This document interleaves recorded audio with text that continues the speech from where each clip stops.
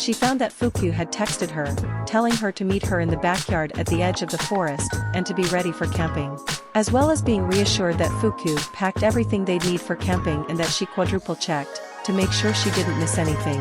And when Kyoko got there, she saw Fuku, standing in front of a Beowulf, that had all sorts of bags strapped to it. "Why you came?" Fuku's face lit up when she saw Kyoko approach. I was worried that maybe you'd changed your mind." Kyoko shook her head. "No, I wouldn't do that to you, Fuku." "Oh, I'm not saying you're the kind of person to do that, it's just, never mind." Fuku shook her head. "We should get going. The place I want to go to is pretty far away." "Really?" Kyoko asked, her eyes widening a bit. "It's not too far, I swear." Fuku told her frantically, worried she'd said something wrong. "I mean, it's pretty far, but we're still gonna be in our forest.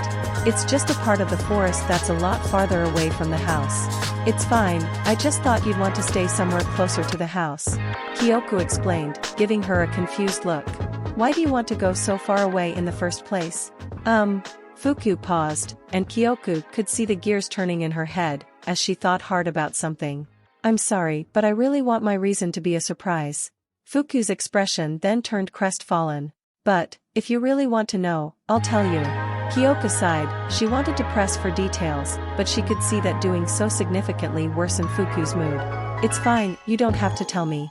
I'm sure you have a good reason for wanting to go so far away." "I do. I swear," Fuku promised.